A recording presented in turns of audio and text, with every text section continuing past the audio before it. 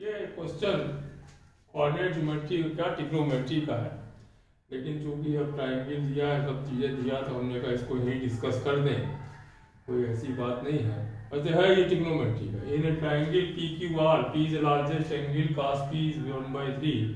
Further, the incircle of the triangle touches the side PQ, QR and RP at n and m respectively, such that the lengths of PN, QR and RM are coincide. Consecutive even integer, then possible length of sides of the triangle is. तो यहाँ पे हमने triangle बनाया,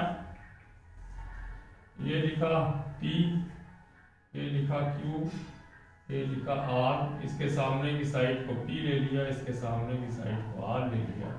अब ये हमने इन circle बना लिया। तो ये क्यों कोऑर्डिनेट ज्योमेट्री वो दोनों का काम कर रहा? क्योंकि हमको मालूम है किसी पॉइंट से टेंजेंट खींचे तो दोनों की लेंथ बराबर होती है, तो हमने Q से पहले 2K ले लिया। अब लेफ्ट हैंड पे आ जाए तो इवन के लिए 2K-2 हो गया, तो ये भी 2K-2 हो गया, ये 2K+2 हो गया, ये 2K+2 हो गया। ये N है, ये L है और ये M बन गया हमारा। तो यहाँ पे हमको सीधे सीधे फॉर्मूला लगाना है। cos p is equal to 1/3 is equal to q square plus r square minus p square upon 2qr। ये फॉर्मूला हमको लगा देना है। कोई जो abc वाला होता था, cos a is equal to b square plus c square minus a square upon 2bc, तो जब हम रखेंगे तो हमारे पास यहाँ पे मालूम हो जाएगा कि ये AP है, जिसमें 4 का डिफरेंस बनेगा क्योंकि 2 से मल्टीप्लाइड है। तो यहाँ पे एक वैल्यू अपनी आएगी, क्वाड्रेटिक बनेगी 0, और एक आएगी k की वैल्यू 5। तो 0 हमको लेना नहीं, 5 हम लेंगे। तो यहाँ रख दो, 5 2 10, 10 - 2 8, 18। तो ये 18 हुआ, तो दूसरा तुम्हारा 22 हो गया। तो 18 4 22, तो तुम्हें 2 मिल गए यहाँ पे, 18 4 22 और 26। तो बी और डी तुम्हारे ऑप्शन सही हो गए। तो this is the question of properties of triangle, properties of triangle in trigonometry.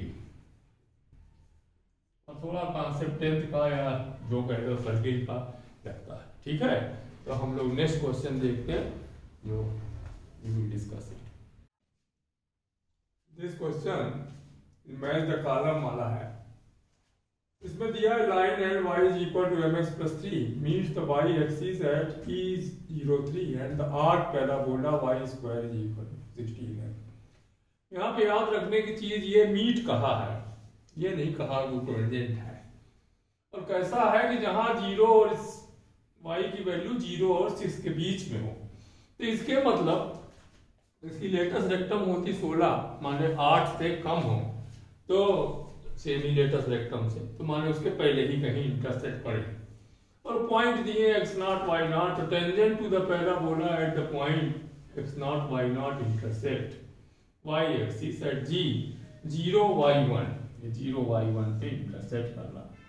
फिर कह रहा है slope m of the line chosen such that, ऐसी स्लोप ली गई कि area triangle EFG as local maximum, तब मैच द कॉलम। तो इसमें हम लोग अकॉर्डिंग टू क्वेश्चन चलते। ये हमने बनाया पैराबोला, ये पैराबोला बनाया, ये बन गया पैराबोला। यहाँ से हम टेंजेंट लेके आए, यहाँ से हम लाइन लेके आएंगे, टेंजेंट निकल रहा है, ये लाइन लेके आए हम, ये लाइन अपनी गई, और ये आ गया कोऑर्डिनेट E, इसको लिखा 0 3, ये y है, ये O x एक्सिस है, ये अपना पॉइंट हो गया F। अब कह रहा है F पे टेंजेंट, F पे कोऑर्डिनेट क्या है, x0 y0। अब F पे जो टेंजेंट है वो ये चली, ये पॉइंट अपना हो गया G की वैल्यू हो गई 0 y1। अब यहाँ पे बात आई एरिया EFG, तो ये हमारा हाइट हो जाएगा, ये बेस हो जाएगा। तो यहाँ पे हम x0 को मान लें 80 स्क्वायर, तो a बराबर है 4, तो 4t square y0 is equal to 80, ये अपना हो गया। तो हम एरिया यहाँ पे ये देखें, टेंजेंट अपनी हो जाती T Y X plus A T square. तो x अगर 0 है तो y इज इक्वल टू 80, माने y is equal to 40, y1 is equal to 4t। ये y1 कोऑर्डिनेट हो जाएगा और ये हो जाएगा अपना 4t। अब हम निकाल लें एरिया ऑफ ट्रायंगल EFG का ट्रायंगल का एरिया निकाल लें हाफ बेस। तो बेस हो गया 3 माइनस 4t और हाइट ये वाली चलेगी, माने x का कोऑर्डिनेट इंटू 4t स्क्वायर। तो 4 और 2 से मतलब नहीं है, जब हम डिफरेंशिएट करेंगे तो t स्क्वायर का डिफरेंस आ जाता 6t और इधर 4t क्यूब आ जाता minus 12t square is equal to 0। तो t इज इक्वल टू 0 और हाफ, t की वैल्यू आ गई हाफ। तो t की वैल्यू आई हाफ, तो y1 मिल गया 2। तो यहाँ पे पहले हमने देखा y1 2 कहाँ है, तो y1 4 पे आ गया 2। तो ये अपना मामला बना। तो y1 की वैल्यू मिली 2, तो y1 आ गया, मैं हमने कर दिया। अब उसके बाद हमसे पूछा जा रहा y0। तो y0 क्या था अपना, y0 इज इक्वल टू था 8t माने 4। तो y0 हमारा हो गया 4, ये 2। y0 हमारा हो गया, ये हो गया r मिल गया। अब m कितना आ गया, स्लोप। तो स्लोप अपना क्या था कि स्लोप हमको निकालना था, तो ये हमारे कोऑर्डिनेट कितने हो गए थे, ये 1 हो गया था और ये 4 हो गया। तो स्लोप 4 माइनस 3 1 1, तो स्लोप हो गया 1, माने t के साथ हो गया 4। तो हमारा ऑप्शन ये सही हो गया, सारे क्वेश्चन हमारे पूरे कंप्लीट हो गए। तो इसलिए अब हम लोगों को ये वाला तो 13 कंप्लीट हुआ। Now we will discuss paper 2014। ये क्वेश्चन है, पैराग्राफ है, क्वेश्चन नंबर 3 और 4 के लिए। Paragraph is let PQ is the focal part of the parabola y square is equal to 4ax। ये हमारी फोकल पार्ट हो गई PQ पासिंग थ्रू फोकस, और ये हो गया अपना कोऑर्डिनेट 80 स्क्वायर 280। और इसमें क्या होगा, t1 t2 is equal to -1, इसलिए ये वाले कोऑर्डिनेट हो जाएंगे a/t स्क्वायर -2। ये हमारा हो गया। अब कहना है कि tangent to the parabola at P and Q intersect, किसी लाइन पे इंटरसेक्ट करना है, ये पॉइंट ऑफ इंटरसेक्शन है दोनों का, ये लाइंग ऑन द लाइन। तो यहाँ पे एक चीज है कि हमको टेंजेंट का इंटरसेक्शन मालूम होना चाहिए। तो वो अपना होता a t1 t2 comma a t1 plus t2। तो a t1 t2 is equal to -1 दिया, तो ये -a हो गया और ये हो गया t -1/t। अब इसको कहा गया it lies on the line y is equal to 2x plus a। तो y की जगह हमने लिख दिया a t -1/t, इसकी जगह लिख दिया -2a। तो ये हो गया अपना -a implies t -1/t is equal to -1। ये अपना आ गया। अब इससे हम t + 1/t निकाल सकते हैं। वो कैसे आता, तो ये हो जाता, स्क्वायर कर लो, t -1/t का होल स्क्वायर -4। तो यहाँ पे हम जो करते तो t + 1/t का होल स्क्वायर क्या हो जाता, t -1/t का होल स्क्वायर +4 क्यों, क्योंकि -2 + 4 करके आ जाता। तो t -t, तो ये तुम्हारा हो जाता जाके t -1/t का होल स्क्वायर +4। तो 1 + 4 = 5। तो ये हमारा 5 हो जाता। तो ये 5 होने में हम इसको लिख देते, तो अपना t + t square is equal to 5 हो गया। और जो हमारी डिस्टेंस थी, तो यहाँ पे हम जब डिस्टेंस की बात करेंगे तो distance between the focal part अपनी t1 + t2 हो जाती, तो अपना 5a आंसर आ जाता, हो जाता a t + 1/t का होल स्क्वायर। जो लेंथ ऑफ होती है, लेंथ PQ की लेंथ होती है a t + 1/t का होल स्क्वायर माने 5a। तो यहाँ पे आंसर में 5a होगा। अब दूसरी चीज इन्होंने कही कि एंगल निकालना है तो टेन थीटा हम लोग निकाल लें वर्टेक्स से। तो ये 280 अपॉन 80 स्क्वायर, तो ये अपना आ जाता 2 अपॉन टी, इसको हम लोग लिख देते m1। अब दूसरा हमारा ऐसे ही m1 लिखो इसको। अब यहाँ पे m2 आ जाए, m2 क्या हो जाता minus 2a upon T, a upon T square, a cut जाता तो ये माइनस।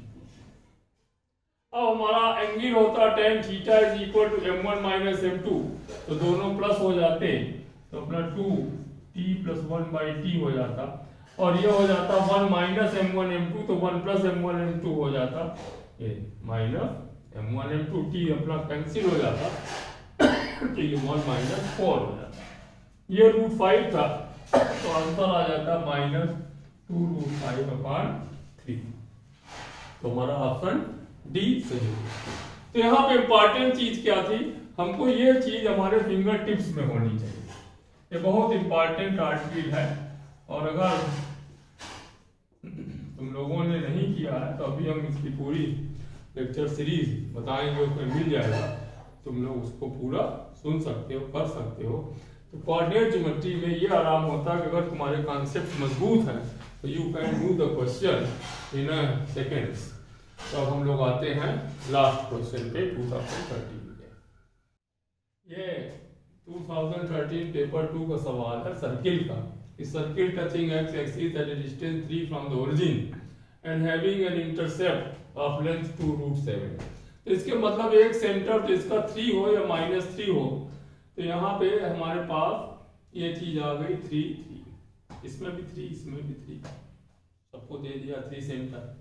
अब दूसरी चीज आई कि एक्स एक्सिस को इंटरसेक्ट अगर कोई करे, तो जब एक्स एक्सिस को इंटरसेक्ट करता है तो एफ स्क्वायर माइनस सी हो जाती है तुम्हारे इंटरसेप्ट की लेंथ। तो यहाँ पे एफ स्क्वायर को हम लोग देखें तो 4 16 माइनस 9 7 2√7। अब यहाँ काम आसान हो गया क्योंकि यहाँ 7 7 दिया है, तो हमको कोई ज्यादा काम इसमें नहीं करना। ऑप्शन हमारे सही हो गए ए और सी। तुम तमाम लोगों के सोल्यूशन देखोगे, कोई लैम्डा करके जोड़ेगा, कोई ये करेगा, लेकिन सब फालतू काम, क्योंकि हमको जब सवाल करना आसान तरीके से मालूम है तो क्यों हम अपना सर जाके ओखली में दे मारे, अपना आराम से काम करें।